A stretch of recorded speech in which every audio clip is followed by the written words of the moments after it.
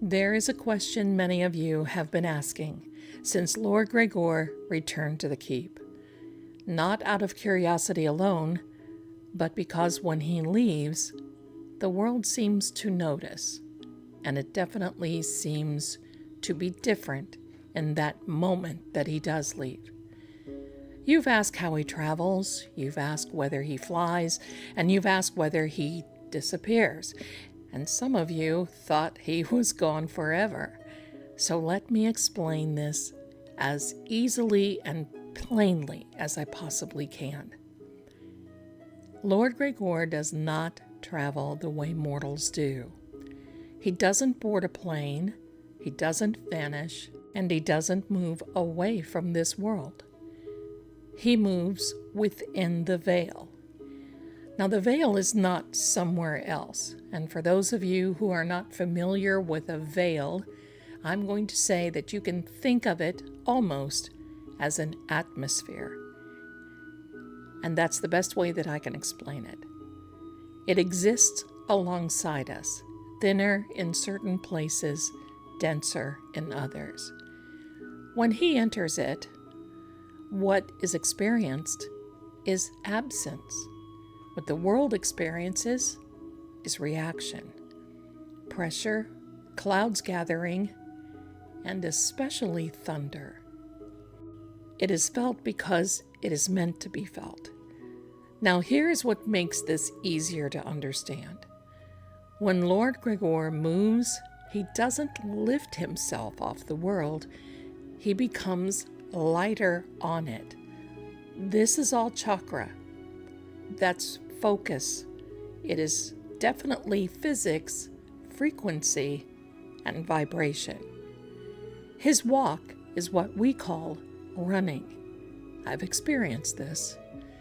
And his running is something else entirely. Through forests, he travels along the upper limbs and treetops, and even mountaintops. Not because he leaps, but because the veil is thinner there. The world gives way more easily. Over open land, he moves across high ground, ridge lines, and places where the air already carries motion. Over water, and this is where it really gets interesting. Many of you have wondered the most how he travels over water.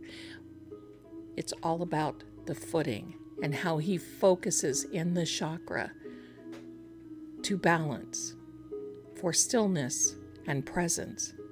To us, it looks impossible, but to him, it is a controlled movement. He does not break the world. He listens to it. The timing has to be totally right. And this is why distance still exists, but time does not behave the same way. Traveling like this comes at a cost for him. It's very tiresome. It can take a lot of energy to do this, and afterward, he requires stillness and rest, and rightfully so. When he leaves, the sky responds. I noticed it when he arrived and when he left. So right before the arrival, the air changed, and I noticed the sound of thunder. Now, I didn't think a second thought, because we've been having some weather anomalies lately. So thunder, a clash, didn't even recognize it. The pressure shifted. That was the veil closing behind him. When I arrived, he actually beat me there. He waited for me to arrive. That's not coincidence. He was not lost. He doesn't get lost. And especially, he's not gone forever. He was simply on his way. When he returns, I'll feel it again. Because when he left, and I left at the same time, it was starting to cloud over and it was beginning to rain.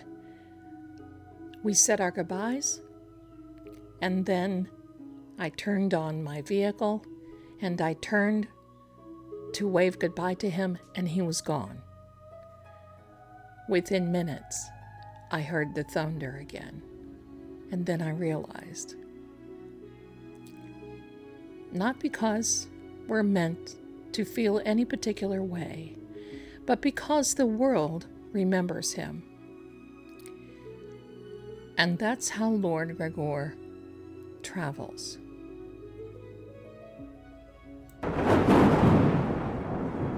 Thunder does not mean goodbye.